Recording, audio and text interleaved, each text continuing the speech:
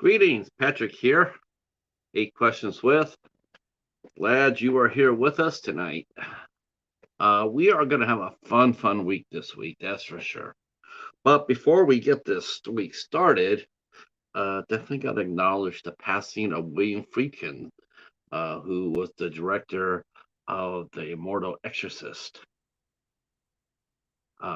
He passed away. I guess he passed away either today or last night.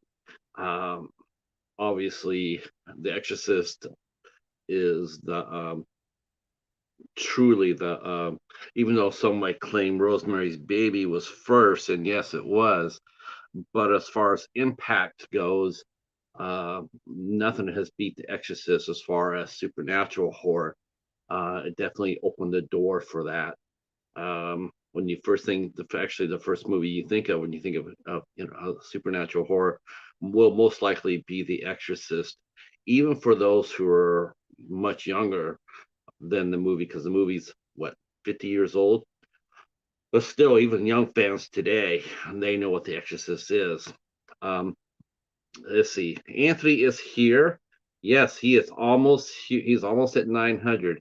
He has an outside shot of still making it to 1,000 by the end of the year. I think you will. Echo is here in the house, one half of the House of Horrors in the house. Tonight we will be talking with actor Daniel Hill. Not only is Daniel Hill an excellent actor and a well-spoken actor, but he also is a promoter for Championship Wrestling of Hollywood. That's right, Championship Wrestling of Hollywood. He was one of the writers for the promotion. So yes, we will be talking a little bit of wrestling today. So that should make a lot of people a lot happy. And yeah, I think we'll probably touch just a little bit on SummerSlam. We'll see what Daniel's opinion of it is. But of course, Daniel Hill is a fine actor. I discovered him in a film called Rust Creek that came out on IFC Midnight. Of course, that's instantly, that's automatic goodness right there. But even better is when he did a movie called Point Blank for Joe Lynch, and they named his character Cheetah. That just absolutely rocked the boat right there. We've talked to Daniel before a couple of years ago. God, been a couple of years already. Wow, I know. And why haven't I had him on the show beforehand? I yes, we had Daniel on the Midnight Hour. He's one of the first guests that we interviewed with, and what a great guest he was. Very deep, um, very well spoken, and passionate. And we will be chopping it up here with Daniel in about 10 minutes or so. We'll be talking about the strike. I know that's one thing he mentioned that he wanted to talk about, and some of the fallout of the strike is going on, and it has not really been talked about. Um, and I could definitely see, I could definitely see why some people are really frustrated by it. Um, uh, because you had the pandemic come out, stopped everything dead in its tracks for about a year. Things are just now going up, and then the strike has happened. And again, stopping everything. Stop and go is not a good thing in the acting world, especially if you have momentum. Momentum is very hard to get unless you're already established. When you're a rising actor and you're working on bigger projects, you want that momentum to keep going so you can get bigger and bigger roles. Um, I believe myself that Daniel was in that slot. He's starting to do much bigger roles. Including he actually did a stint on Young Rock, where he played Dustin Rhodes, the American hero, the All American hero. Um, and of course, Young Rock got canceled per se, but still, his role as Dusty Rhodes got critically acclaimed. It was like he did a really great job of it. So you take that and you go ahead to your next project, hot off that. but all of a sudden now there's no project because everybody's on strike. Momentum killer. Uh, okay, let's say who's here. Yes, William Friedkin died yesterday from The Exorcist. Hi, Katie. Hi, Joseph. Uh, Bones is here. Bones is already cracking everybody up. Yes, Mark. Okay. Glad you guys are here. Hey, Stephen, how are you? I saw you up here. He does not know that you're a karaoke country singer, Stephen, but we will do our best to fit that in there. Um, hey, it's all right. You can always replay it anytime you want, Joseph. Anytime you want. We have replays. Uh, so yes. Yeah, I hope the writers. You know what? I hope they both end soon. To tell you the truth, I hope it. I hope it ends both very soon. For the writers, yes, yeah. There's a lot of writers that I know that are. I'm sure by now they're starting to feel it, and I think it's really despicable what the studios have actually been caught saying, in the fact that they're going to go ahead and basically starve the writers into settling. It's either going to be like, you're going to go broke waiting for us to go to the table. That's really just not right.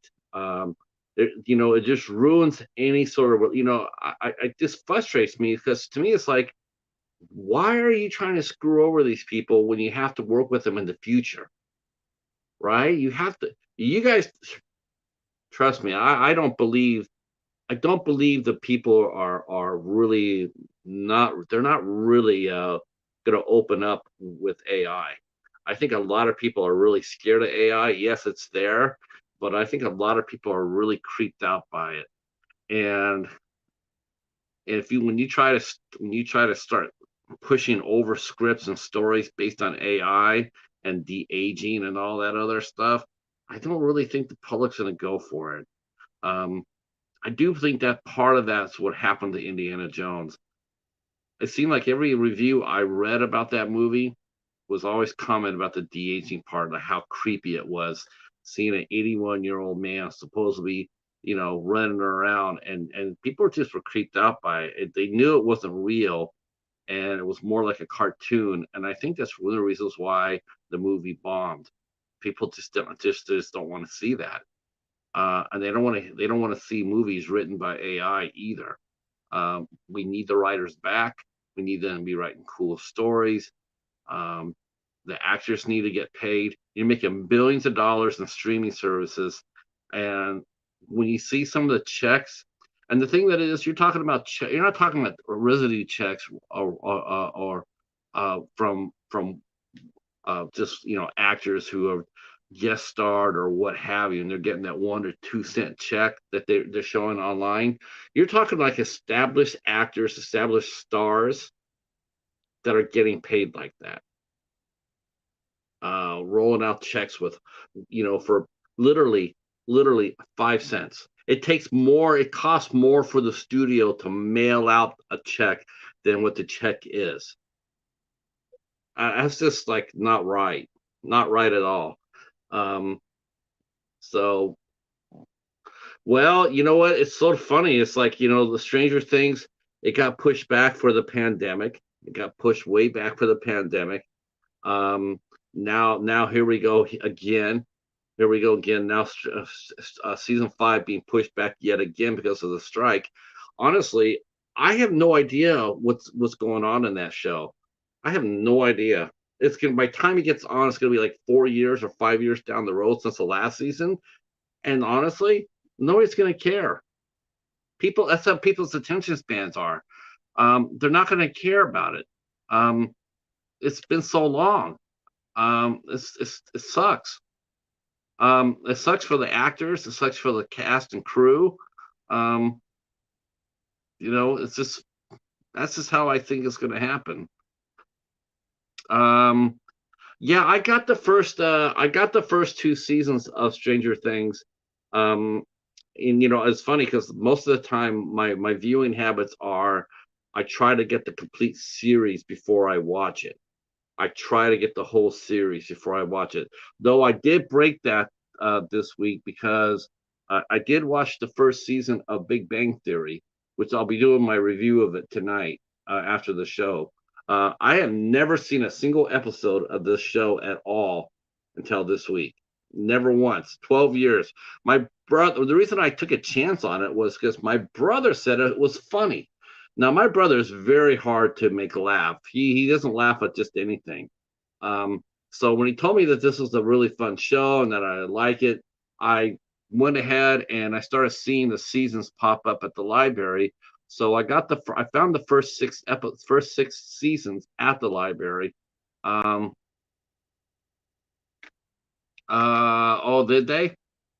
I have to go see what I have to go see how many seasons they released. Wow, I was actually hoping that was slight. Well, it's Warner Brothers. Warner Brothers will still put it out. You'll just have to go to Warner Brothers archives, more likely or not. Hello, Reed. Greetings. Welcome in, welcome in. Daniel Hill will be with us in about 5 minutes or so.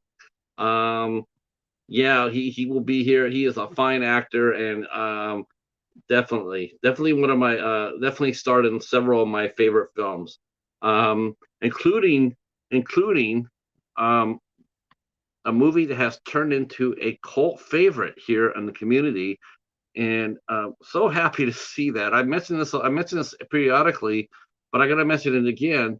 Hunter's Moon is now like a cult favorite here, and Daniel Hill was in that movie, and wow. And I mention that too because one of the stars of that film was Sean Patrick Flannery, and I've been hearing a lot of good things coming out from his latest movie called Nefarious. Nefarious sounds absolutely just rocking. Really excited to see that. And actually, it'd be really nice to see Sean Patrick Flannery in a movie from start to finish for a change.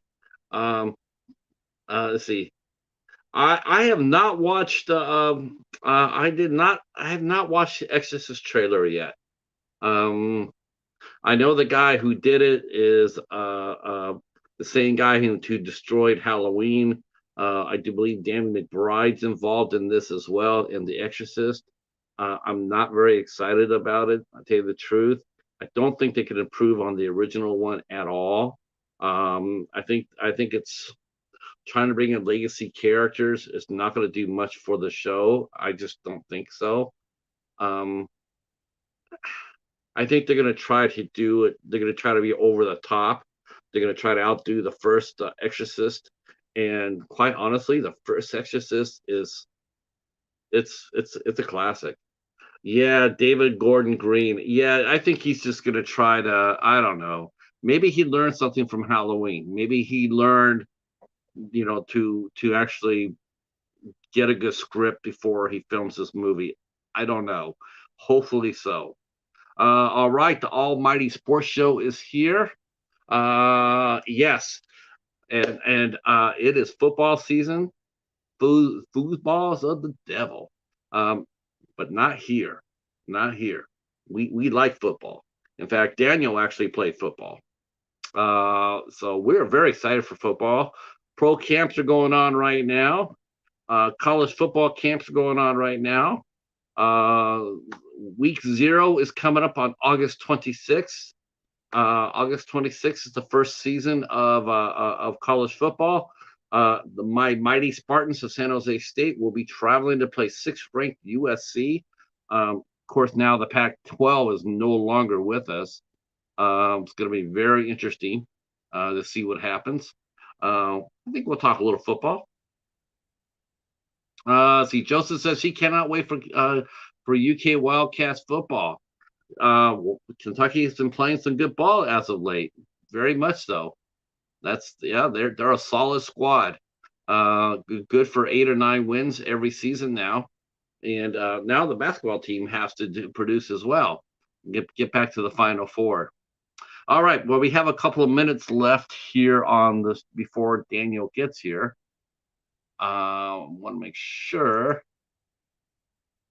that have to make sure. Okay, I don't see anything. I don't see anything. He's good to go. He's good to go. Um, all right. Now he's on the West Coast, so I'm not sure if he's on the road or not.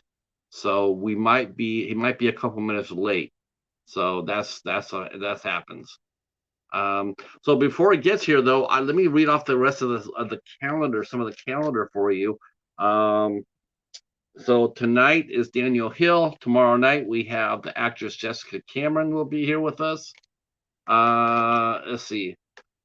San Diego State San Diego State is going to be actually they're picked to finish third or fourth in the Mountain West this year, behind Boise. Actually, Boise State is picked first. Air Force is picked second. San Diego State will be battling Fresno State for fourth, then Wyoming, and then San Jose State. Um, San Jose State could surprise people if they can somehow manage to upset Oregon State. Hawaii is going to be showing some improvement, but they're going to be on the lower tier. Tommy Chang still trying to rebuild the program after Todd Graham ran it into the ground. They went 3-10 last year, but they do have a decent team, and they're going to get tested too because they're playing on week 0.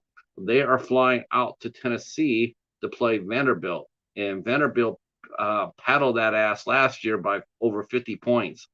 Yikes. Not a good way to start the season. And I'd hope that's not going to happen to us because USC looks to be loaded.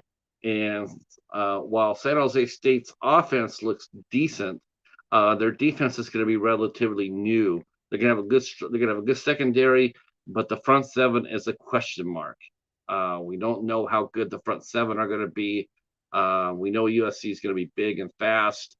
We know San Jose State will be fast, but I'm not sure how big they will be, at least on the defensive side. Let's see. Yes, Andre, that's college football. Yeah, I'm crazy for college football. Let's see.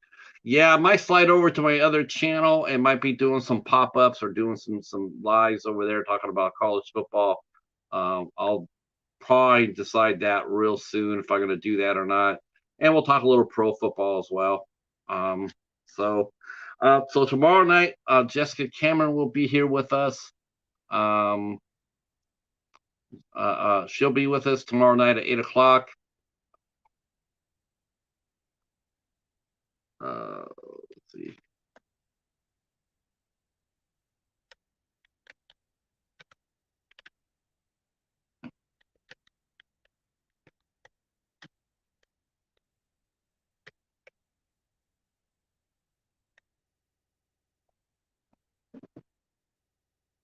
Oh, okay.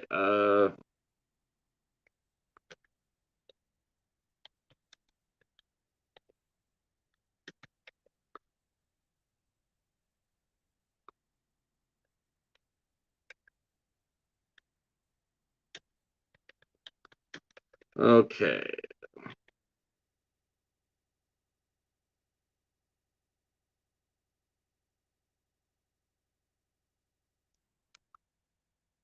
All right. So our guest will be here momentarily.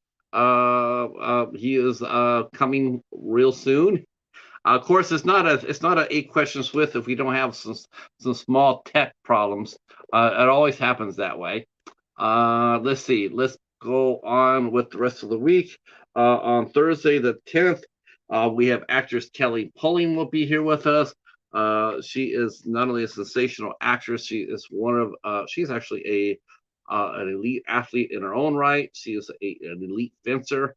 So we will talk to her about not only her acting career, she also was one of the very first models that doing the Hawaiian Tropic Tour, that has become really, really popular. And she was one of the first models that did that. And again, she's also a world-class fencer. So we will talk to her about all sorts of things. She is a lovely actress, and she will be here on the 10th at 8 o'clock. So next week, as much as I try to keep it down to 3 shows a week, sometimes it doesn't happen that way. And so the week of the 13th, we will be having 4 shows. And who are we having? Well, I'm going to call this my Brightwood week. And by what I mean by that is, let's see. All right. Daniel needed to download Chrome so he could open up our link through his MacBook. That's a good question. I guess I should ask that. Does anybody who uses StreamYard, do you guys how many MacBook folks use StreamYard?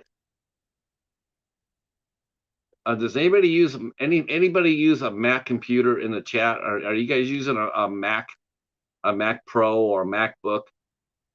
I just want to know if it's do you have trouble getting in using StreamYard? I guess that's a good question. Thank you. I think this is a really good. I think this is going to be a really strong week. I think this is actually a really fun month. I gotta tell you, I'm pretty happy with this month. I really think you guys will be entertained. But while Daniel is trying to make his way here, I did find out that Instagram is changing some of their policies. Instagram is now making private messaging very hard. Unless you're following somebody, I think it's not even if you're following somebody, even if they're following you, I don't know. I don't. I don't know if the private messages feature will be active like it was. Now they're saying that if you want to message somebody on Instagram, they'll have to approve it. You'll have to send a chat request, basically, like, do you want to talk to me? And so I don't know how that's going to work out. Thank you so much, Joseph. I really appreciate that. Charmelos. Now remember, try to keep it on topic with us, Charmelos. Try to. I would appreciate that. It helps the show. So I think that's going to really affect some of us. Like you want to drop a note to a band and you want to say hi.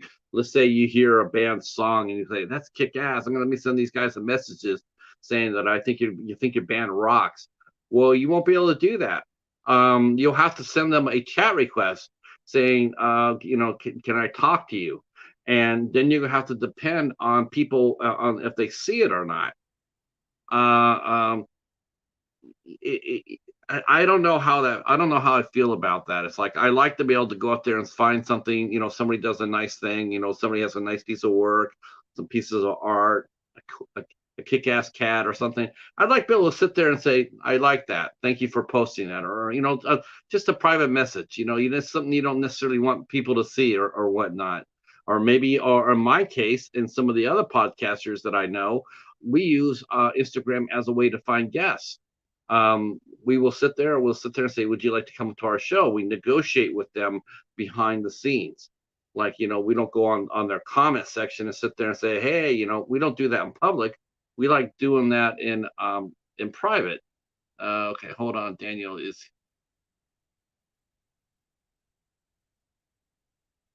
Okay. Okay. Did he? Okay, I'm going to have to resend this.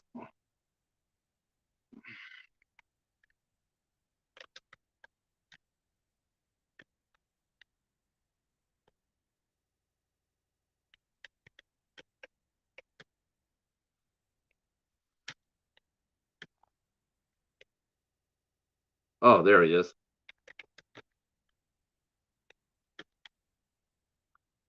All right. Our guest is here. Hell yes. All right. So please put your hands together and welcome in the mighty Daniel Hill. I don't know how mighty I am, but I'm here. Well, you know what? I'm just going to come off there and say, welcome in, Cheetah. That's right, because I have not forgotten that. Um, and then I found something really funny. I found something really funny. So I'm sitting here, I'm looking at the you did that movie Cherry with Tom Holland. So I'm sitting there and I'm looking at that and I'm going, man, that's a great film. You know, I remember hearing about it, reading about it, and I'm looking on it, and there's your character Black. I'm like, all right, you know. Then right underneath it though, there's an actor named Edward Kagututsi, and what did he do? He stole your name. His name is Cheetah. Oh, I'm going, what? Uh, I don't even think I caught that. yeah, I didn't either until I saw that. I'm like, well, wait a minute, did they get that confused? And maybe they forgot that, you know, because Cheetah did survive Point Blank, right? Yep. That's Well, right. So I thought maybe Cheetah I was making mean, an appearance here. if you don't see anybody die, they don't die. And even on Game of Thrones world, we've seen when somebody does die, they can always come back. So Yes, yes. I mean, death is not the final frontier in, especially in comic books. Good Lord, yeah. and Dragon Ball Z, of course, right? Um, Mhm. I'm so glad you're here. I don't know why it took me this long to have you on. I really Oh, don't. We've been talking. I think the pandemic was part of it. Uh, and yes, we're going to talk about that because that's actually really stayed with me when you and I were talking to setting up this interview. It just really, and I commented on it before you got here. Um, just how important momentum is to a working actor. Um, it's everything, isn't it? it's I'll tell you, sometimes you don't really know just how important it is until it's taken away from you. And that's the thing that sort of sucked the past few years is, you know, I'm the kind of actor, at least I've proven it to be since, nonstop since 2014, that when there's work to be gotten, I get the work. Um, and yeah, and right at the end of January of 2020 is when I completed Cherry, and that completed 7 films in 14 months for me. So, best year of my career, um, both financially, artistically, everything. And yeah, I was getting ready to go right into my best pilot season yet. And I bought a new car, and everything was looking up. And 6 weeks later, we couldn't work for 2 years. And that was uh, that was rough. And I made it through. I stayed in LA when so many people left, because this is where I am. This is where I live, and this is where I need to be. And you know, uh, this year, starting at the end of last year, I got the recurring role on Young Rock playing Dusty Rhodes, and then I did Ethan Hawke's new film this year, and then Michael Casey, who that I've worked with before. Yep. He wrote and directed a new series and cast me in it, called Second Chances. And so I just wrapped Second Chances right at the end of June. So the first half of this year alone, I've been recurring on 2 different series, and I did Ethan Hawke's new film. And so now we're in a strike. So all of my momentum is gone Yeah. again. So it's a tough pill to swallow. I'm not going to sit here and be one of those guys that pretends like everything's okay and oh we'll be fine. It's you know it's It's just hard. to just to get momentum as an actor is hard enough. And like I said, to go from 7 films in 14 months to then not being able to work for 2 years, and then to be recurring on 2 series and do a film all in the first 6 months of the year, and now not being able to work, it sucks. And you know, you wake up every day and you kind of don't know what to do with your time other than like go to the gym and um, try not to blow your money. Yeah, it's I'm thinking too. It's like, man, it's sort of scary. Like you want the strike to end, obviously, but at the same time, holy crap, it's gonna be like it's gonna be trying to you're gonna be trying to fit 400 people through a needle because Yeah, the rush to go back for parts and projects. I mean, it's just gonna be there's only a finite amount of roles, and all of a sudden every actor that's coming out is gonna be cramming hard for those roles. And it's gonna just be absolutely a madhouse because everybody will be, people that normally wouldn't go out for certain roles, that won't be the case. It'll be like, first time seeing food on the table in a year. It's gonna yeah, be really, really it's gonna be really unfair is what it's gonna be because yeah. I mean, we all hated it, but it's very necessary. I mean, this strike is I can't stress that anybody out there who, you know, you're knowledgeable, but anybody out there who might watch this who doesn't really understand why this is happening and why it's important. Um, it's really based around two things. It's the streaming residuals, which absolutely suck. You yeah. know, if you're on a, you know, like when I was on The Resident on Fox or on Young Rock or whatever, if you're on a network television show in prime time, your residuals are pretty doggone good. You know, you can show up a few months after your episode airs. You could have a check show up in your mailbox for $3, $4, $5,000, and that goes a long way with, you know, helping you maintain your career being a full-time working actor. So you don't have to go get a, you know, job as a server or whatever all these other people done. And I've been fortunate enough that in my career in Hollywood, I've never had another job. This is all I've done, which is also scary because when a strike happens, you kind of go, well, what do I do? You know, it's kind of hard to. If I did need to go get a part-time job, you know, this is all I've done for, you know, the past decade, and so the streaming residuals are one thing, but the real threat is the AI. I mean, and the best way I can describe it to people is this: imagine if in 2023 a brand new movie was about to come out called Star Wars. It's never existed before. It's a brand new thing. This guy named George Lucas has created this new movie called Star Wars. It's going to come out 2023. And Patrick, let's say you have been cast in Star Wars. And so you go and you perform your role and you get paid to do this film, and you're done, and the movie comes out and it's a huge success. What they're wanting to do is from that point forward, they can take your face, your body, and your voice and artificially manipulate it to where they can create as many spin-offs as they want, as many sequels as they want, and you don't ever see another dime. You Yeah. don't get to go back and act in the sequel.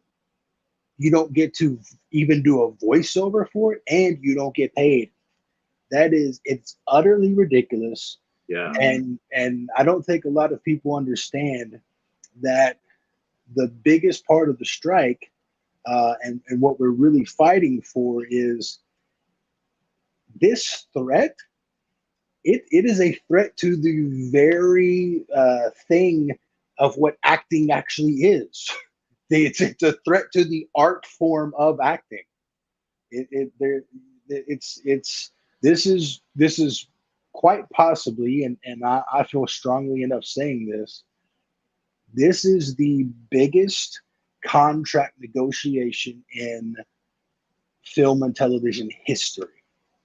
Why That's why did they that's why how did they drop the important ball this last is. time? The last contract. Why did they drop the ball?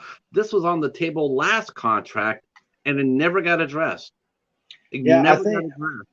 I think there's a couple of things. I know with the streamers, you got to think about this. So you know, back in like 2011, 2012, 2013-ish, people forget that it was just a decade ago that Netflix was a thing where you mailed in a DVD and you waited, you know, a week or two, however long it took to get a DVD back in the mail.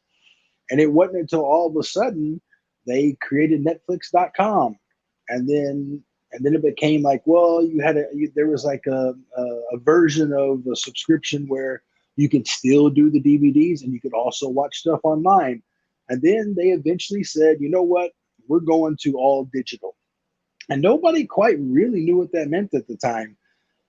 And when they did this whole digital thing, and they said, we're going to become an application. And at the time, you got to think, I mean, even when I was in grad school, an iPhone wasn't even common, and nobody really knew what an app was.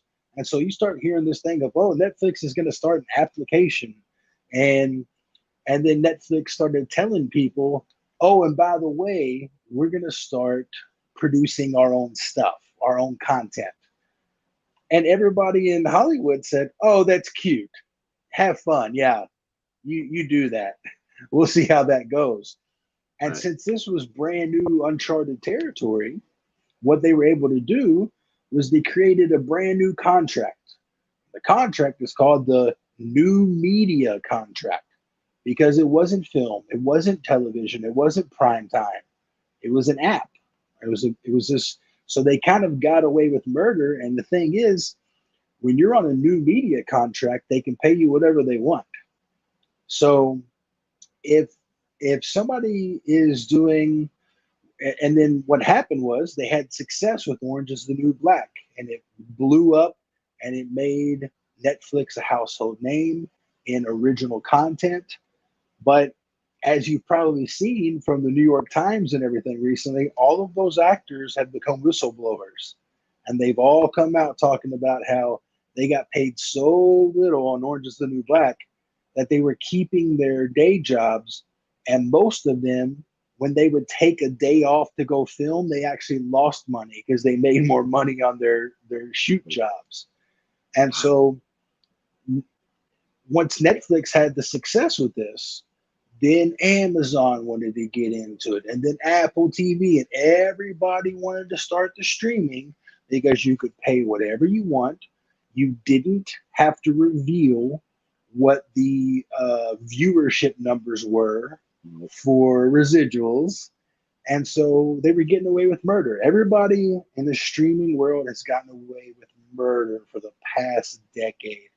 And these companies have gotten to the point where they're making record profits, $6 billion profits per year, and things of that nature. Their CEOs are making $25 million a year, and they don't want to pay their fair share of residuals.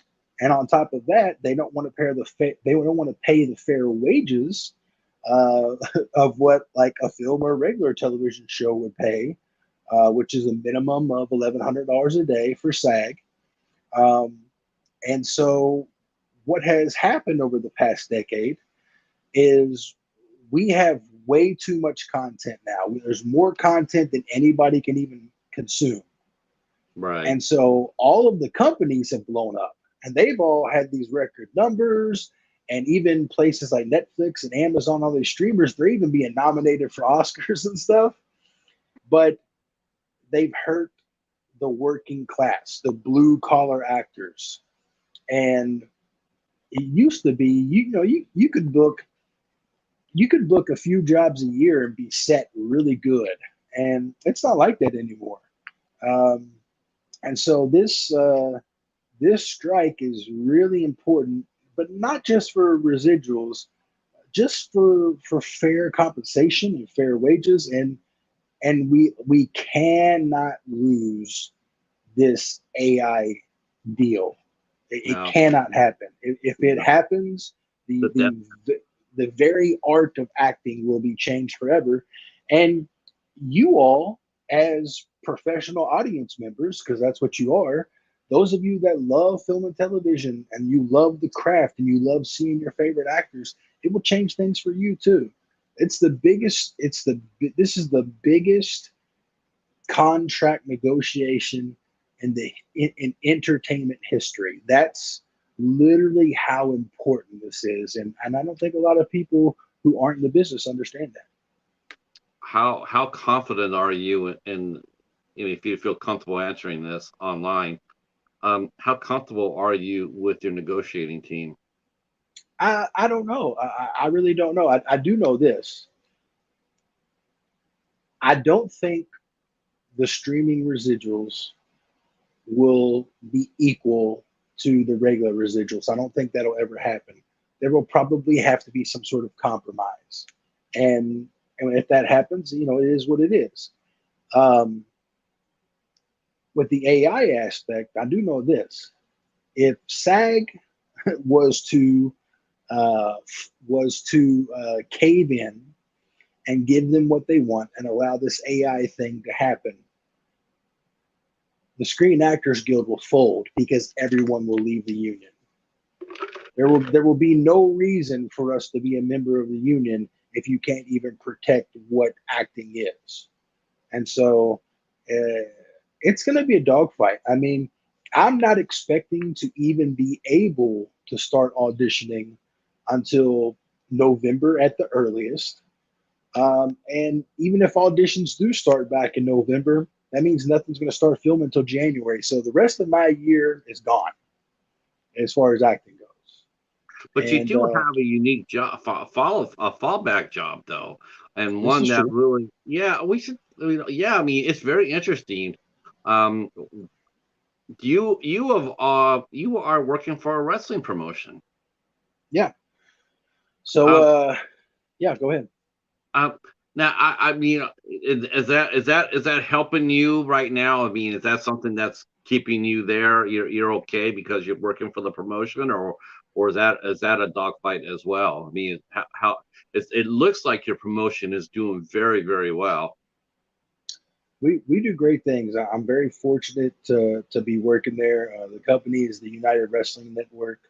Um, the name of the show is Championship Wrestling from Hollywood. We're getting ready to celebrate our 15th year. And when you turn on WWE Monday Night Raw or you turn on AEW Dynamite on TBS, a large majority of the people on those rosters came originally from our show. One of the hottest acts in WWE right now, a guy named LA Knight, got his Yeah, start with us. Sean Ricker is his real name. He started with us a long time ago. Um, Brian Cage at AEW, the Young Bucks, Brian Danielson, who was Daniel Bryan in WWE and started the Yes Movement, Championship Wrestling from Hollywood alum. Adam Pearce, who's the on-screen GM for SmackDown. There's a ton. I could go on and on and on. So our show, which is a national show, which is Championship Wrestling from Hollywood, but it's a national show. Um, we air in over 200 TV markets every week. We draw really strong numbers, and we've got a great roster. A number of the people that are with us now are the people that you will see someday, probably headlining WrestleMania. And as much as we are proud of the people that are working for AEW and WWE, we're also really focused on our product. And um, we had a huge show at the beginning of the year called the Red Carpet Rumble in Arizona at a beautiful outdoor covered stadium that seated 1,200 people. We sold it out. We had about another 100 people standing, and they turned another 200 people away. So we're doing shows in Arizona, we're doing shows in Atlanta, Memphis, Louisville, not just in LA. And so I'm the booker and the head writer and like the showrunner. So I basically look at our roster every week. I look at the scripts from the week before. I figure out what I think should happen with the story going forward. And I figure out, all right, we're here. We have so many weeks to get to here. Here's what I need to do. And I choose all of the matches. And then on show days, I run the gorilla position with my team. producing the show, and I direct because as a well as acting, also I'm also a director, so I direct all the backstage segments and all the promos. And a lot of the younger people, I help them with their character, and I help them learn how to talk better in front of camera. Because I mean, I used to teach at university, and so it all comes very natural to me. Um, and Yeah, it's a real blast. We're doing some incredible things, and yeah, in November we have the 15th anniversary of the show, and we've got some surprises coming up that are a really big deal in the wrestling world that I can't talk about yet, but once they happen, you will know about it. You know what I thought when I saw your let me go to the chat real quick here. Hey Hobbs is here. All right. Let's see. Hobbs has a question.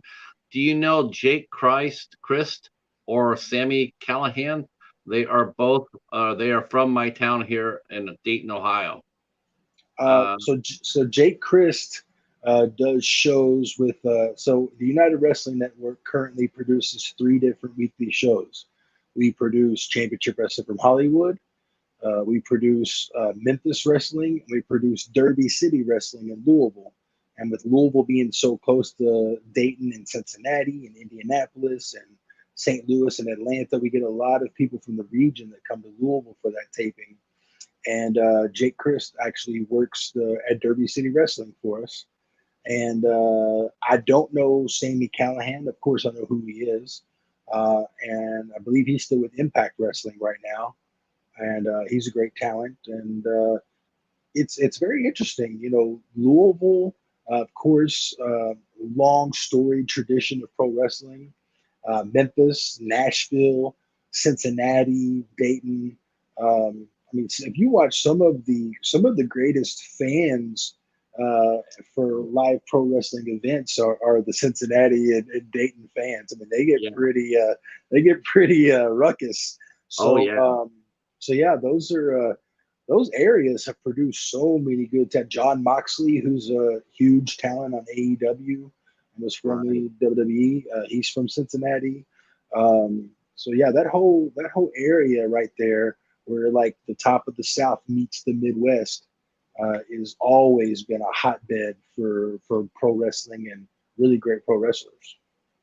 Now, did you come onto that? Did you come onto the promotion when the pandemic hit? Is that when you joined it, or had you already been working for them beforehand? Because I didn't start seeing you with the wrestling. I saw the wrestling pictures you're posting. I'm going like, oh my gosh, I hope he didn't give up acting, And I'm like, please tell me you're not doing that.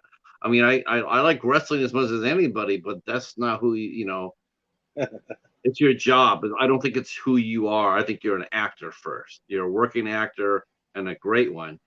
Wrestling is this, it's a nice side hustle.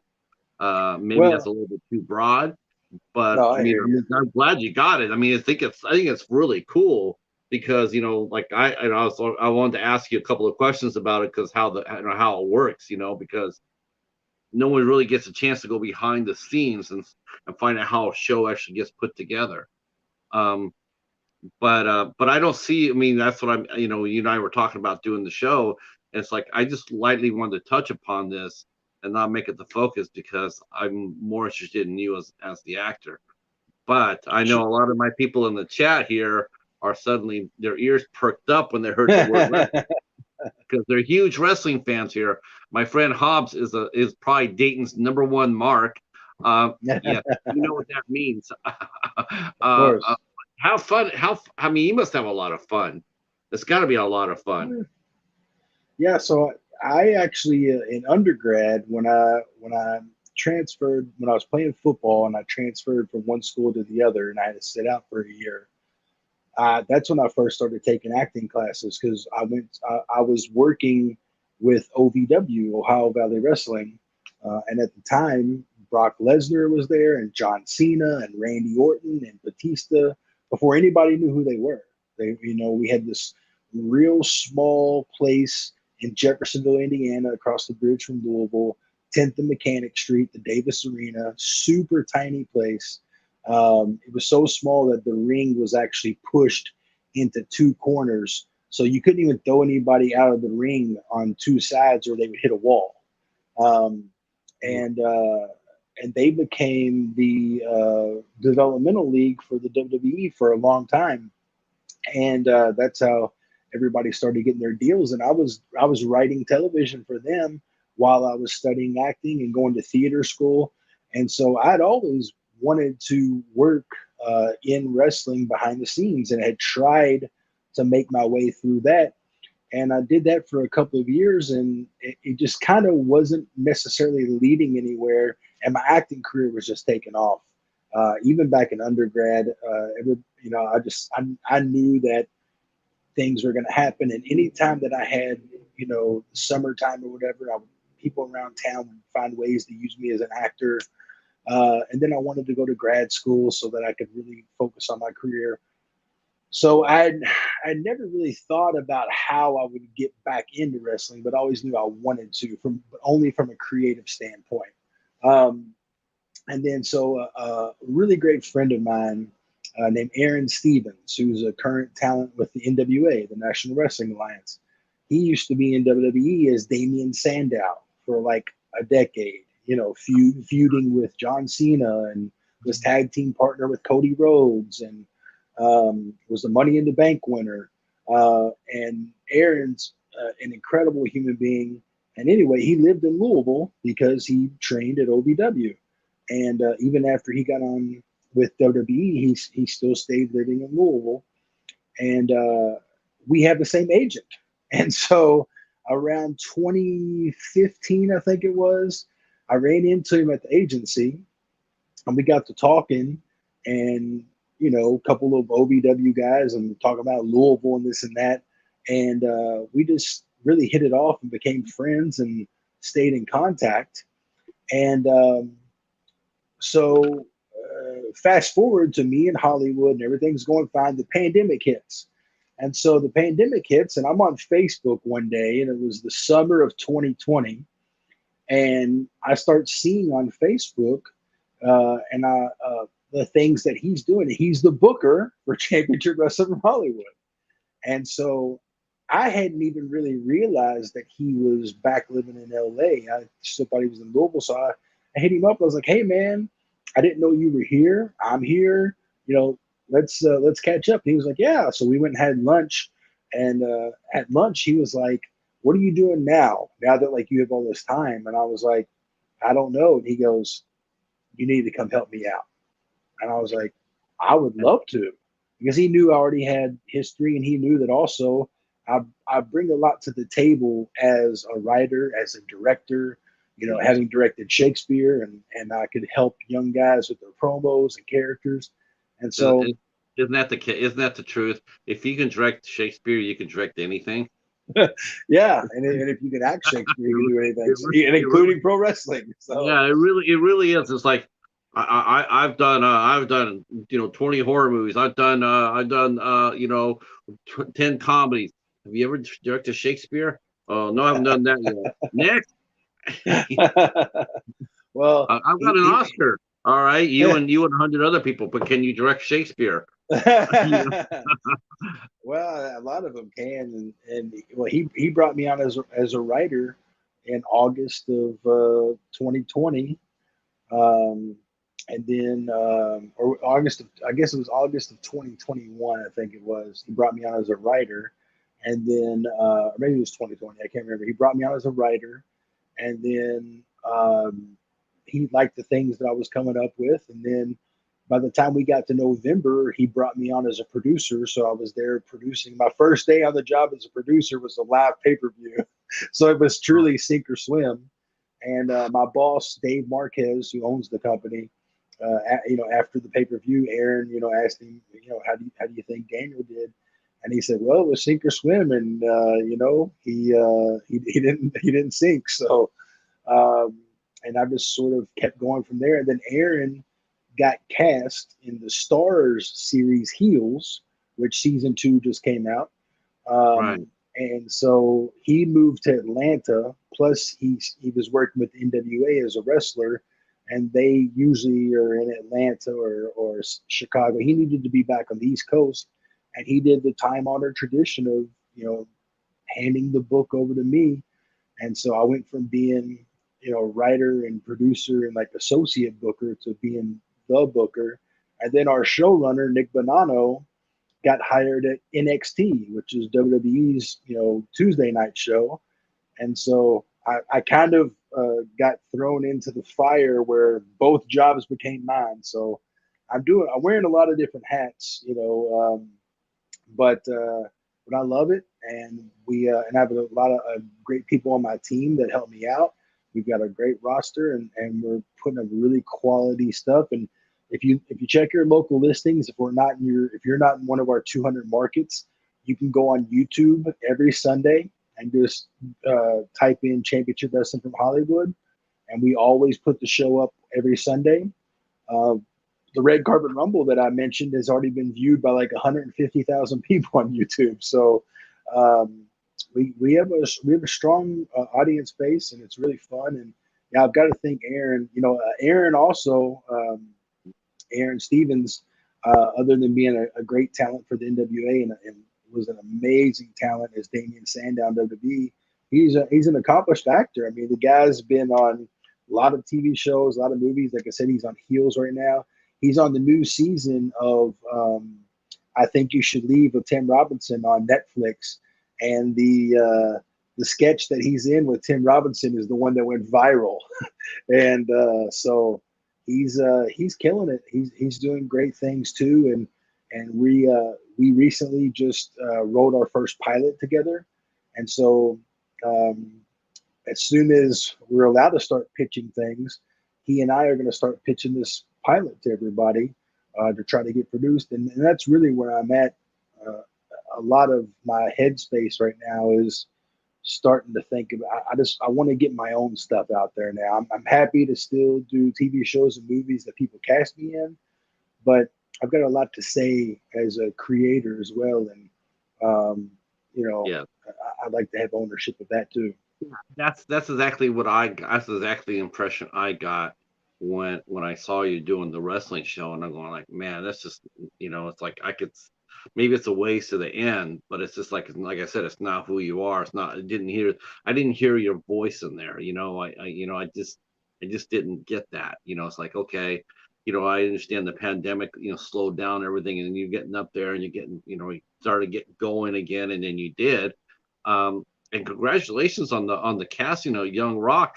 That was really cool to see. I have to admit, I marked out for that. When you posted, I was like, I'm being cast as Dusty Rhodes on Young Rock. I was like, yeah, that is so freaking cool. Yeah, it was fun that the NBC buried it. I sensed that. I sensed the Black Adam fallout had a lot to do with the show's cancellation. I'm not sure exactly what happened. I will say this. I got brought on towards the end of season 3. And like so many other things you do as an actor, and this isn't me trying to shit on anybody or anything, but the thing that always sucks about being an actor is you film this much stuff and then it gets cut down to this much. And so it's always disappointing when you see things that you did that weren't included, because I had a great time with Dusty, and it was such an honor to play that role. Not a whole lot of it really got shown. But I do know that when we were on set, there was a kind of a constant clamor amongst everybody, not just the actors, but even casting, not just cast, but crew as well, about, people kept saying, is there going to be a next season? And some people would constantly go, well, I don't know if the writers want to do another season. And I don't know if The Rock wants to do another season. And well, you never know with the network. So I'm not sure what happened, but I do know that there was some clamor of like, the writers and creators didn't even know if they wanted to do another season. And I don't know how true that is, but that was like sort of a constant thing in the air on set.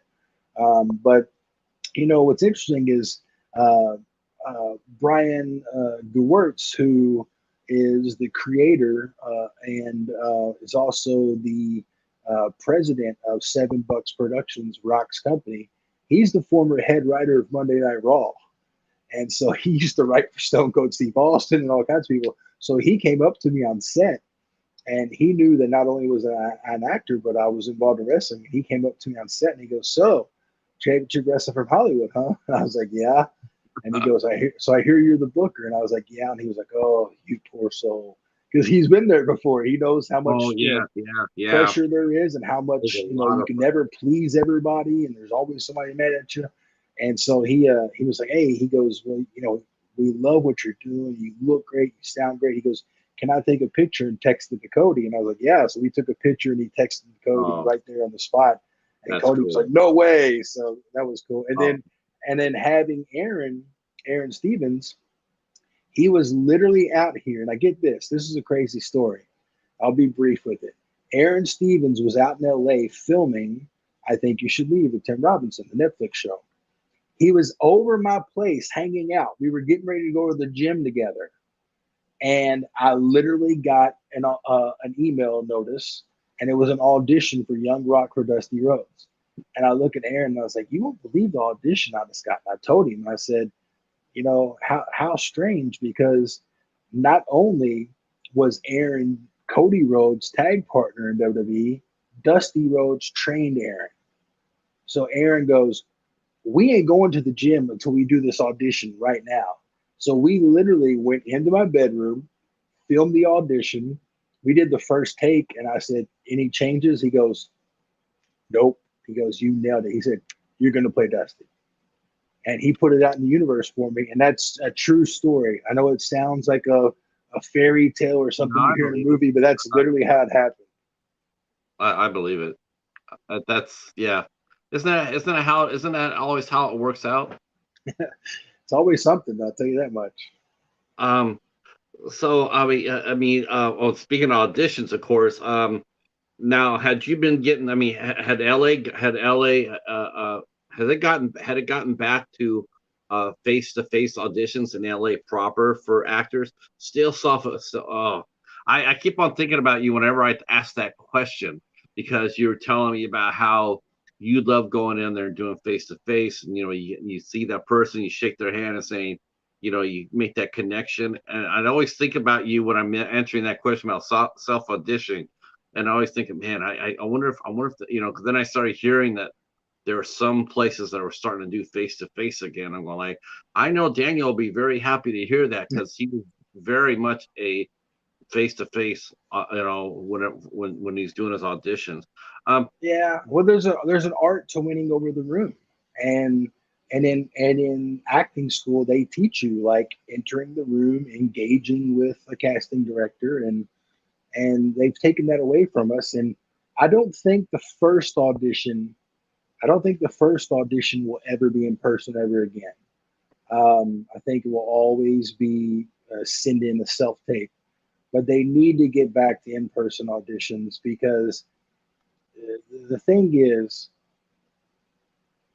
when you're doing a self tape, for those that don't know what that means you standing in a room in your house with a blank wall behind you, and you've got a tripod set up, and you either have to have a friend come over and stand next to the camera, read with you, or you get a friend on a Zoom or something like this, and you put your laptop next to the camera, which is what most of us have to do because you don't want to inconvenience your friends all the time. Well, when you're doing that, you can do 50 takes until you get the perfect take. And that's what some of these young people are doing. Yeah. And I give myself a maximum of 3 takes. That's it, because it makes me have to work harder. But you can do 50 takes and get the perfect take for a self tape. But guess what you're not getting on set? You ain't getting 50 takes. Mm-mm. And the other thing you can't prove in a self tape is you can't prove that you can take direction. You can't prove that you're willing and responsive to direction. You can't prove that you're able to retain direction. Um, you can't prove that you know where your body's at in space. There's so many things that are crucial to in-person auditioning. It'd be like applying for a job and never meeting the person in person until you get there on the day of the job, and they're like, oh, we don't like his body language, we don't like the way he does this or that, and we couldn't really get a read on it. Well, yeah. So I don't think the first audition is ever going to go back in person, but callbacks and on need to be in person, and hopefully that's something that SAG will figure out for us as well. Have you heard actors lately? They've been talking about.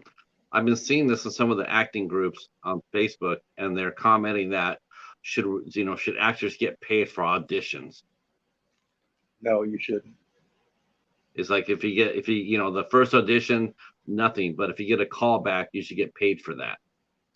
I don't think you should. I mean, look, if they get to a point, if they want to get to a point where, say, maybe you're at a what they call a chemistry read or a producer session where it literally gets down to you and one other person, if they decide they want to pay us for that, cool. I mean, I'll take the money, but it's competition. I mean, do you get paid to go out and interview for a job? No, you get paid when you get the job. So, and look, I know everybody's always worried about money, and everybody always wants to make sure that that we're evolving with the times, and money's always tight, especially in LA. But you also have to be realistic about things, and I personally don't think it's realistic to ask for money for auditioning. That's just my personal opinion. Right. I didn't either. I mean, I could understand maybe if maybe if you're doing that final, maybe the fifth or sixth round, maybe, Yeah, that's what I'm saying. I'm okay. I guess I could be okay with that. You are pulling the person along. It's like, you are. If you get to a chemistry read or a producer session, that means it's down to you and one or two other people, and you might have to go to the studio and be there all day long while they bring you in and they bring somebody else in, and then they take you out and bring somebody, and then they bring another person in. And yeah, like if you might be there all day long while they're trying to do that, and if they want to pay us for that, cool. But I'm not expecting it. No. What's it like in LA right now? I mean, as far as the actors go, we see them on strike. I mean, have you been on the lines yourself?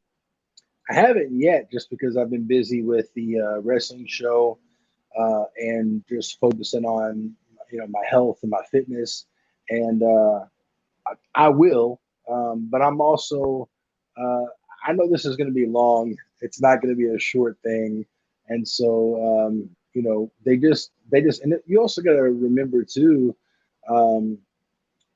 For those of us that are on strike, there's multiple ways of striking. Like, yes, I will eventually, at some point be outside with my fellow actors, but standing on the sidewalk isn't just the only way that you can strike. No. There's also making sure you post about it on your social media and informing people. And then when you do interviews like this, really explaining what it's about and educating people. So, yeah, I know I live in Sherman Oaks, Studio City area, and they just started doing Universal, which would be the closest for me, because some of the striking has been happening all the way down in Anaheim, and with traffic, that's going to take you 90 minutes, and so it's like you're out of work, and then you're spending 90 minutes to drive down there, and gas is $6 a gallon, and like you got to think about those things too, and so. I'm trying to be smart about it, but I'm always posting about it on my socials, trying to educate people, support everything. It like I said, this is the most important negotiation in entertainment history, because if something were to happen, and I mean this, I don't think people really understand this. If something were to happen and they get their way on the AI thing, we are literally going to a new dimension. It's the place that man has never gone before. we will be entering into a twilight zone. Nobody's ever went down that kind of black hole ever before in entertainment history. And it's scary to think about what could happen to the art of acting if they get their way. It's already hard enough. I can't imagine the public accepting it, though. I mean, you see some of the movies that are coming out, like I mentioned the Indiana Jones movie that came out. That movie came and crashed hard, and I don't think it was necessarily just the story that killed it. I think what really, you hear people talk about it, and one of the things they were talking about was how Harrison Ford looked completely unrealistic. Here he is, he's 82 years old, and he's running around like he's 42. And people watching the screen, they were just not buying it. They're just like, that looks, I remember when I saw the preview of it, I had zero interest in watching it. I did not want to see a DH Harrison Ford. I like him. I like him who he is. I think your point is very important for people out there who might listen or watch this interview and our discussion that we're having. Again, the threat of this AI thing, it isn't just that it could take away our jobs. It could literally change the very existence of what you as viewers have come to know as film and television your whole lives. It literally could become a thing where if they get their way, it could become a thing to where actors go for like one week or a few weeks of work, and you finish the pilot episode of a series, and that's all you get paid for it, because now they have your face and your body scanned, and they have your voice, and they can now take that one episode and everything else they can just computer generate it. It is insane that this is even on the table as an option. And so many people out there who are uneducated and think, oh, actors are rich and every actor is. Let me explain something to some of y'all out there who may not know this.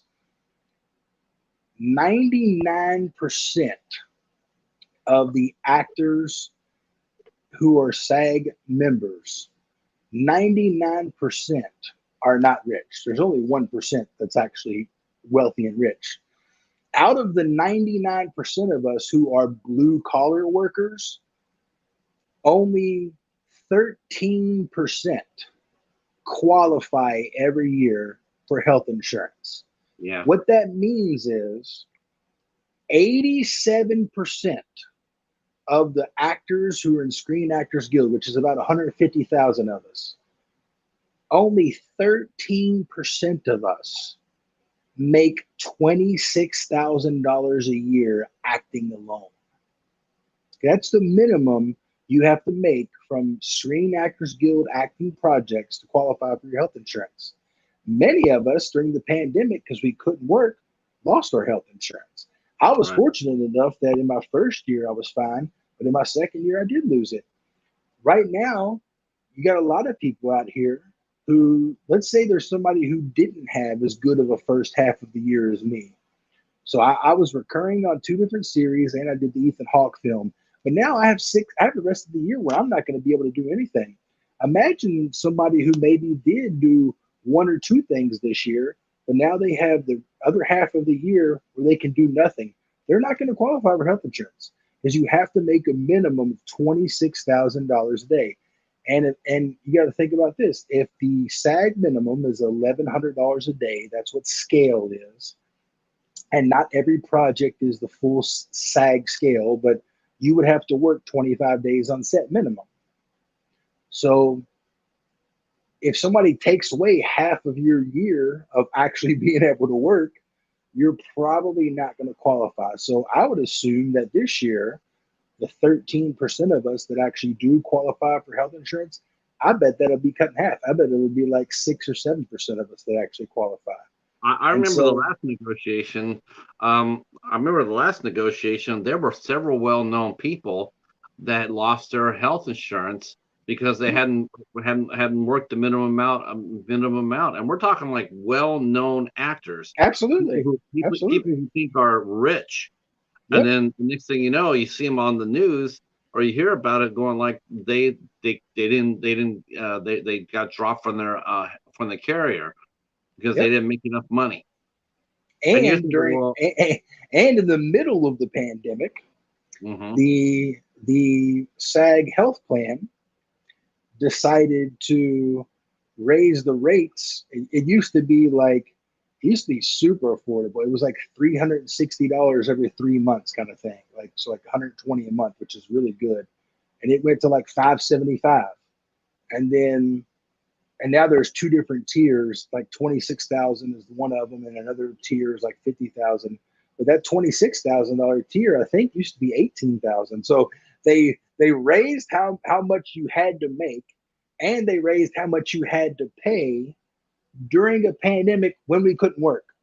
yeah, isn't capitalism wonderful?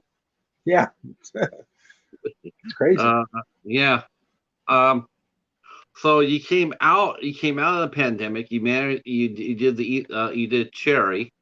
Um, and that's a, I remember that movie came out all that not long ago, and it was critically acclaimed. You do a lot of films that that are doing, we get a lot of critical acclaim. The movies, you do some really good high profile shows. You did Point Blank. You did and I mentioned this to Michael because Michael came back on the show, um, and we talked about Hunter's Moon, and I'm saying how he and I were talking about that, how the last time we talked to you and the last time we talked to Michael, that movie has become a cult favorite. I see Oh, people really? review it. Yes, I would see people review it and they love it. Cool. And I told Michael, I said, "Do you know that that movie is really loved?" He goes, "Really?" He says, "Yes." I said, I feel like, because I said, because we talked about the concept again, and and it was, and I'm saying, people love that concept, and it says, I says, have you thought of, because he wrote a novel. Michael published a novel between 42nd and between Heaven and 42nd and I think Broadway. And so he wrote a book. So I came back to him in our interview, and I said, "Can you please write a continuation of the story that you started in the Hunter's Moon? Can you write something like that?" He says, "I'll think about that because I really like to see the next. I really like to see the next chapter. I there's no think it'll be reason that there's no reason they can't go to like another town, you know. no, God no. It was such an awesome concept." And what's funny too is like I was talking before. I was actually talking about some of the movies I've seen come out recently, and I saw that Sean Patrick Flannery had did this movie called Nefarious, which is getting really a lot of acclaim. And when I was and I commented, says, "Well, it's nice to see Sean Patrick Flannery not only in a movie, good movie, but one that he's in from the start to finish."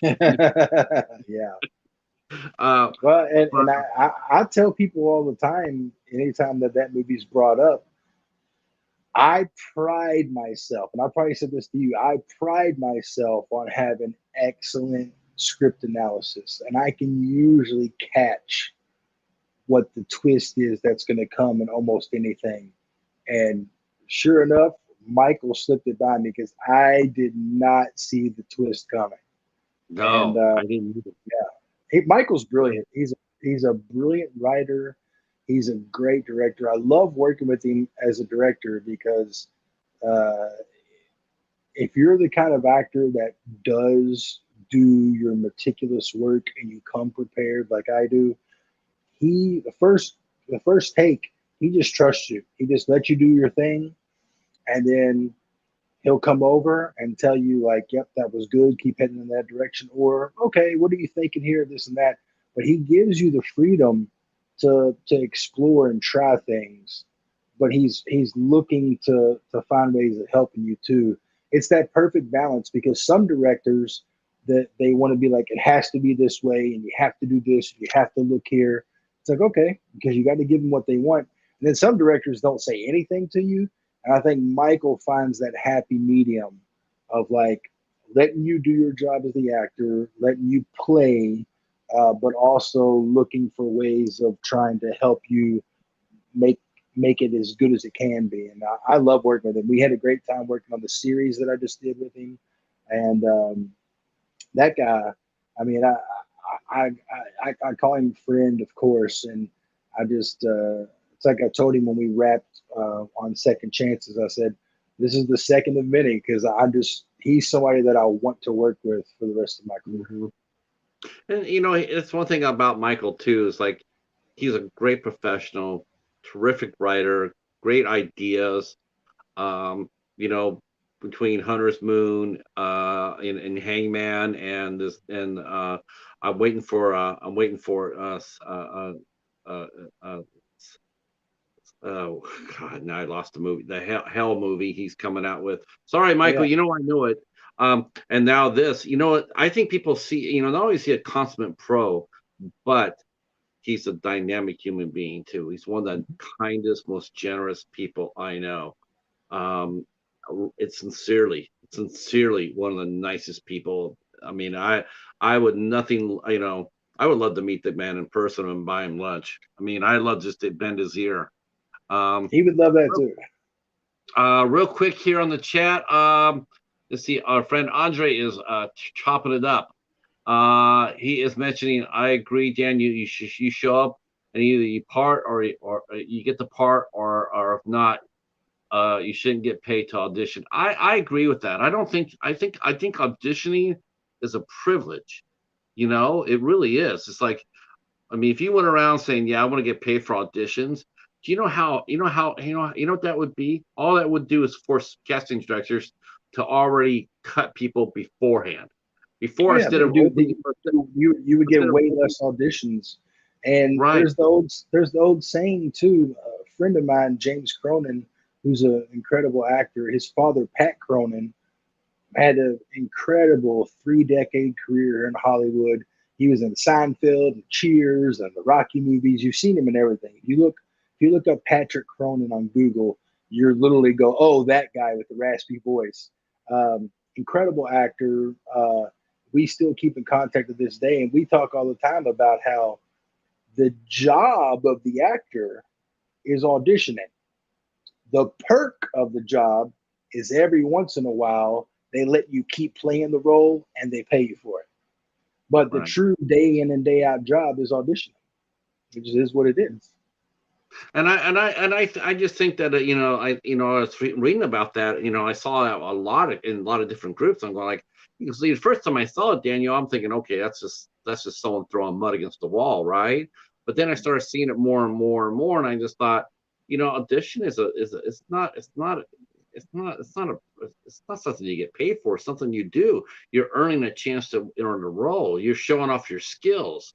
Now, if you're sitting there saying, "Yeah, well, I want to get paid before I do that," fine. I That's think you the got attitude. people got to be realistic, man. It's like just like with residuals with the streamers. Would it be wonderful if they end up being the same as the primetime television rates? Yeah. Is that probably going to happen? Probably not. You got to be realistic But in knowing should it that. happen?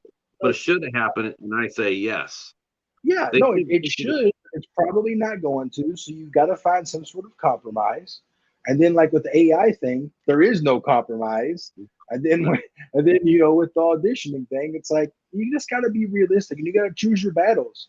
Certain things you got to like really fight for. Like the AI thing, it's like I'm putting these dukes up, and certain Oh, I things just you got can't to go like, come on. I can't believe that's what they're asking. You're asking me to basically make, how little I'm already, I look at, I mean, working. I saw they were doing that for background actors. They want to put that on there where they could go ahead and film a background actor who's basically, that's their way of cutting into the business. They want the same thing for background actors, and then they continue to use the same background actors the whole time perpetuously. However Nobody long would be they able to want cut it. for infinity. Yeah. So there'd be Yeah, I mean, how many people I've talked to on this show, doing this show, the first thing I've learned from them a lot of times, their first step on their journey was going through and becoming a background player. I That's believe it. how they I got their start. Yeah, I've never done that. because my trajectory was different. But so many people do that, and then you got to get your 3 vouchers, and once you get your 3 vouchers, then you can apply for SAG, and there's so many different ways. But it's like, and look, that might be one of the things that SAG has to agree to. Maybe SAG does have to sort of cave on that and go, okay, well, you can do background actors for 1 day, but you got to pay them for 5 days, and you can only use it for a year or two. Or I don't know what the compromise is. But yeah, they're wanting to bring background actors in for 1 day. I believe the current rate is around $110 for an 8-hour shift, and they're wanting to film you walking and doing all the stuff, and they're wanting to scan your body just like they do with, like, they're trying to make an action figure. They want to scan your face and your body, and they want to be able to use it for infinity and never pay you again. Again, the fact that this is even a thing on the table that studios are trying to do is utterly ridiculous. The fact that we're even talking about it is really mind-blowing. It truly is. It's actually very frightening too. But Yes. because this is just the arts. But going forward, what else will we see that's AI? What else will we hear that's AI? Well, You they're know, already doing so they're already using some AI scripts. They're already having AI like develop scripts, and like oh, I that's the know that. thing that, like, uh, it's possible, if this were to get passed, it's possible that a studio could hit a button and a entire season of a series gets written, and they pay the actors to film 1 day, and then that's it. And it's like, are we the Sims? Well, like, what kind of world are we living in? Like, this computer generated, that's what I'm telling you. It is literally where no man has gone before. We would be entering into a whole new dimension of humanism. Like, we don't know as human beings, from both artist and audience, we don't know what that world looks like. And I don't want to know. It's not a world I want to live in. And I don't think most people who enjoy watching TV and television, I don't think you all want to live in that no, world either. no. It's Think it's frightening. I think there's sort of a. I think actually there's sort of a. I think there's sort of a backlash against that, and I do. Even Andre mentioned here. He says, very surprised Harrison Ford made that movie. I'm a fan of his, but his time was up for that film to do those stunts seemed unrealistic. Yeah, you watch that movie and you could tell it was a CGI. I mean, it was ridiculous. It's like, wow, it's pathetic. It's like, Yeah. I know they're bringing back Tobin Bell for the new Saw movie. The guy's 82 years old. Yeah. He's 82. Not that I'm saying he can't act still, but this is supposed to be before the first Saw movie. This is going to be the Jigsaw before the first Saw movie. So Yeah. what? 30 years now. So you're going to de-age him from 30. I mean, he was already an older actor already, an older part, which perfectly Yeah. fit. Now we're supposed to expect to even go back further than that, and he's supposed to be the linchpin of the movie.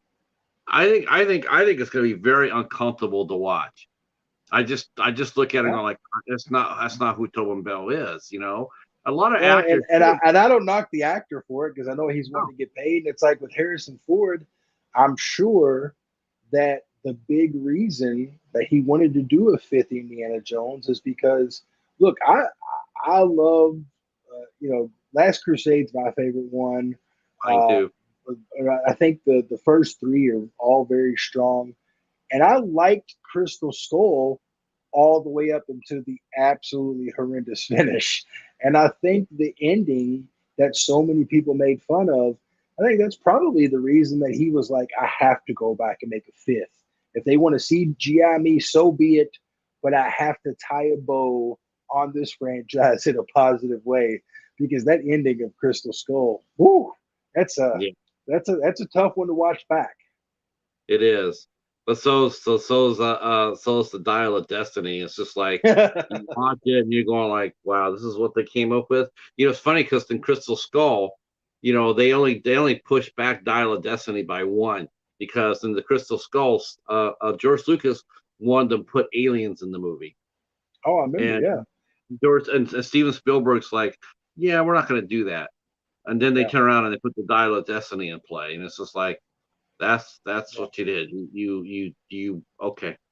It's like, oh, um, let me just go over here and see what else is next. Yep. Um, yeah.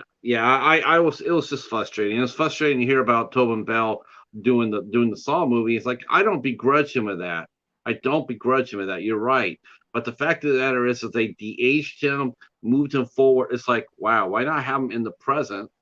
you know maybe he's telling the story, maybe he's, whatever, but I just don't. I just find it a little bit Well, appalling.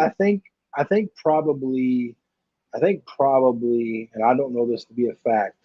I think probably all of the offset problems in his personal life that Shia LaBeouf had probably messed up a lot of the plans that they had for the franchise, because they knew that they just couldn't keep going in that direction. And it's really a shame that one of my favorite actors of all time is no longer with us in River Phoenix, because man, could you imagine, you know, doing what you were saying? And we have Harrison Ford at 82, but anytime we did want a younger Indiana Jones, we still had River Phoenix.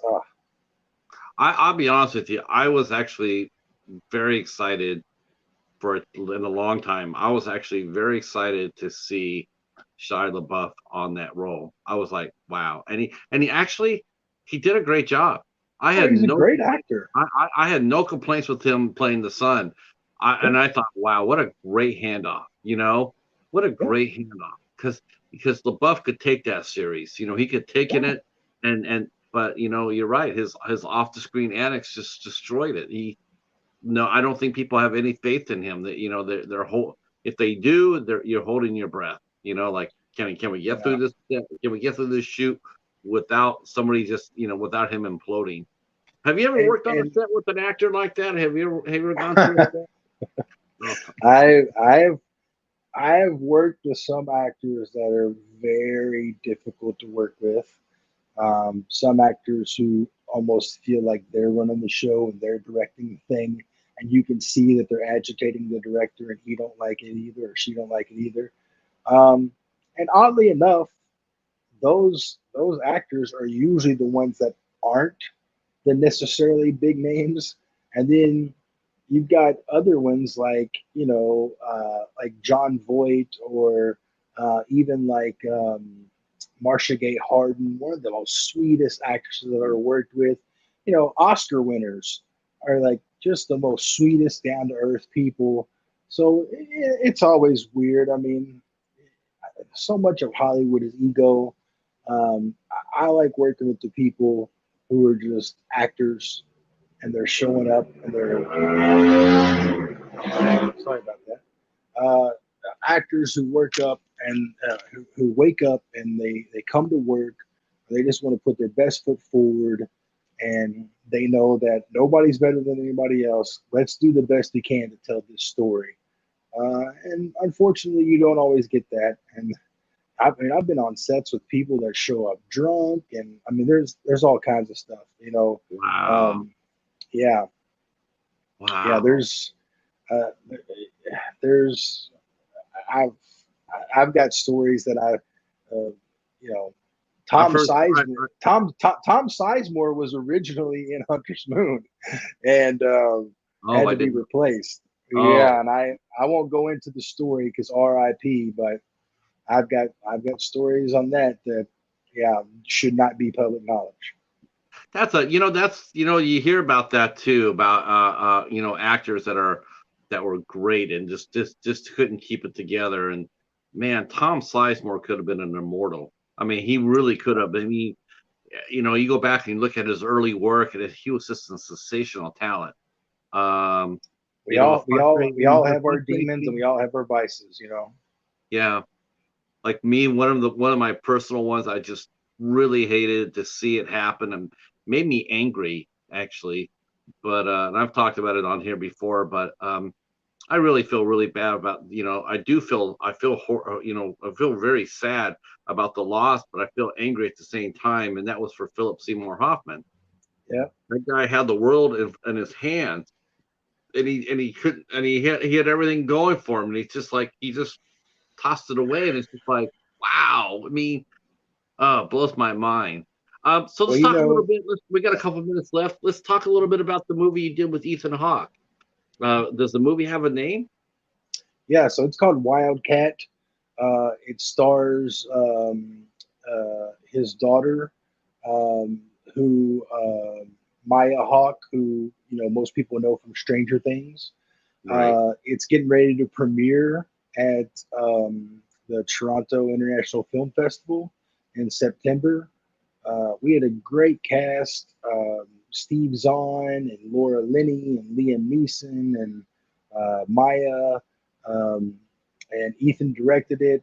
I didn't have a necessarily substantial part, but I wanted to do the film to help tell the story and to make that connection with Ethan, of course.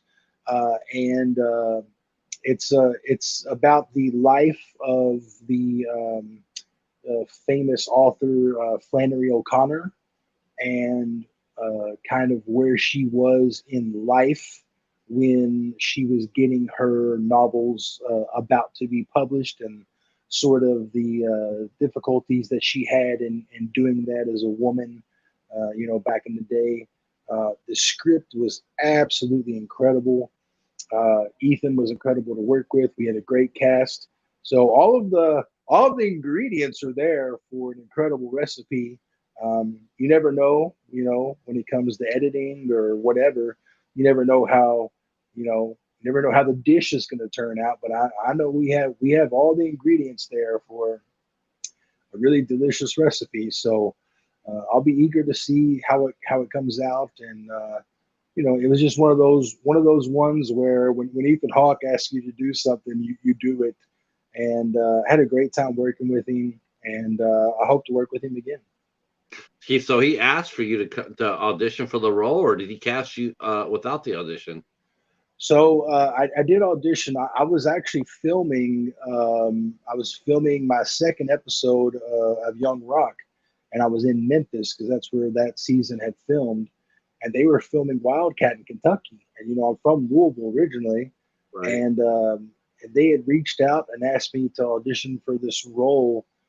It was before I started filming, and then I was filming in Memphis, and then they called me and asked me if I wanted to do it, and it was only going to be a couple of days, and it just lined up perfectly. I'm pretty sure I wrapped on my final episode of Young Rock, and they wanted me there like 2 days later. So instead of flying from Memphis back to LA, I had them make my flight go from Memphis to Louisville, and then I was there for a few days, and then once I wrapped on that, then I flew back to LA. So it was just one of those ones that literally lined up perfect. It reminded me of when I did Point Blank. I had just did a film called Silo, where I played a firefighter in like a rural area, and uh, and then like I think like 3 days after I wrapped that, they wanted me to go to Cincinnati. We shot that in Minneapolis and then Iowa and a bunch of places.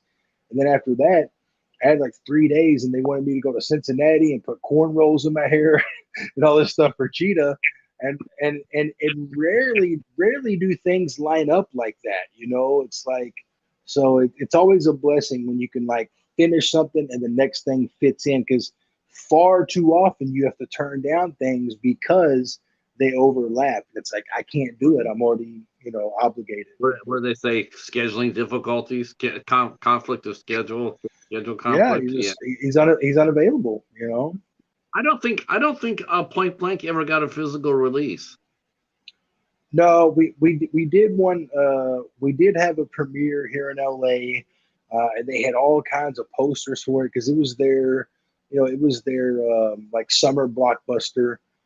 So I think out here in LA, it was highly publicized, and we had a premiere for it and everything. Um, but I think it was really more of just like a Netflix thing, and it's a Yeah, fun movie, man. It's I one that know. holds up, and people really like it. It's like already released it on physical media because there are a lot of Cheetah fans out here. Hey, Yeah, right. he say, hey, Cheetah and Cushy saved the day, That's right. Damn it. That was such a funny story. God, every time Joe would be mentioning, what something he's working on. I'd be sitting there going like on Twitter, going like, "Is there any? You gonna name one of your characters Cheetah?" And then when he came back to, he answered me on Twitter like, "I think you'll be happy." Man, I was like, that's just way dope. That's way dope. Nice. Um, Listen, I'm gonna go ahead and let you go because I know you got the rest of your night to do and things to do. I want to thank you again, Daniel, for coming out and hanging out. And I can promise you this: it will not take me nearly as long to have you come back at It's all all. good, man. I Yeah, it's sort of embarrassing, quite honestly. Um, Oh, but I'm super glad. I do hope the strike ends very soon with everything you guys deserve, and so we can get back to work and bringing us fantastic stories. We definitely miss them, and thank you for your talent, and thank you for sharing your talent with us. Um, and we look forward to seeing it soon. Um, appreciate you, man. oh, definitely. I was going to ask you, have you talked to Jen lately from Rust Creek? Uh, I haven't spoken to her in person, but we're Facebook friends, and we comment on each other's stuff, and so it's one of those good perks of social media where you can actually keep in contact with people. And Hermione is over in England, and so her and I keep in contact through social media through Instagram. Sean O'Brien, who played the sheriff, he lives here in LA, and we still text and meet up and stay in contact. And me and Stu Pollard, the producer, he has both a house in LA and a house in Louisville. So we usually will get together out here, and then of course when I'm back home for Christmas, we'll grab a drink in Louisville. So yeah, there's a good number of people I still keep in contact with, and that's a film that if I never do anything else quite to that level in my career, I'll always have that when it's, to have the run that we had with that, to Yeah. have it constantly get extended in theaters, to get certified fresh on Rotten Tomatoes, and then, to win so many awards at film festivals, and then, to have our run on Showtime, and then it's like, it was a few years after we wrapped it, it gets on Netflix, and it had this whole like third wind, and people were just discovering it. They thought it was a new movie, and we end up being in the top 10 on Netflix in 40 different countries. And I remember it was like right before Christmas, and it was like the number one film was Jim Carrey's Grinch. Number two was Rust Creek, and number three was like Christmas Carol. And I was like, "What is going on?" But yeah, that's a film that will always be near and dear to me, and one of my favorite roles to date. Friend, thank you, Andre. Andre said it was an awesome interview. Yes, it is. Never feels like an interview when we're talking. It always feels like we're just talking with as friends. And I really Good. do appreciate that. It's a lot of fun. Our friend John just comes in. He runs a podcast, DK and the Swag. In fact, I have a feeling you should be popping up on their show soon. I'm going to give John your information if you Yeah, don't time mind. to hit me up. Yeah. Yeah, because you would definitely be very at home on his show as well. He says hello, hello. I yeah, I'm still the IFC fanatic guy. I'm not sure if I even told you this, um, but we started the IFC show. So once a month, we call ourselves the MidKnights, with a K, and what we'll do is we'll pick an IFC movie and we'll watch it and discuss it. And we've done over 20 of them so far. I'll send you the playlist that I have, and Nice. Yeah, because IFC is the shit. That's the Yeah. casting. Let's see. John's mentioning I should have his sister on. I will do that. You book Daniel Hill here, and I'll book your sister, and we'll both come out the winners. And you'll get to meet. Either Beatrice, Bopple. You'll either meet her or you'll meet Brett Wagner, the original the lost Leatherface, Brett Wagner, the big swag. Yes. Oh, there he says he wants to have you on as a guest. So I'll make that happen for us. Count me in. That'll be a great show. That'll be a great show. You'll love John and Brett and Beatrice, wherever John puts you on. All right, boys and girls, that's gonna be it for us. So Wildcat will be coming out really soon. We'll keep an eye out for that. Tomorrow night at 8 o'clock, we have the lovely Jessica Cameron will be with us. And on Thursday, we have the equally beautiful Kelly Pulling will be here with us. She's a dynamic actress and an elite fencer, which will be quite a skill set to talk about. And we'll talk with her on Thursday at 8 o'clock. Stay right where you're at, Daniel. And to the chat, I want to thank you so much for coming in and hanging out with us. I appreciate it. And I appreciate you guys all for being here and sticking it out with us. We will see you tomorrow night at 8 o'clock with Jessica Cameron. That is it. And yes, please do, John. Send it to me through Instagram, and I'll make it. I'll get the show done. Thank you so much, and we will talk to you guys tomorrow night with Jessica Cameron. Stay safe. Peace.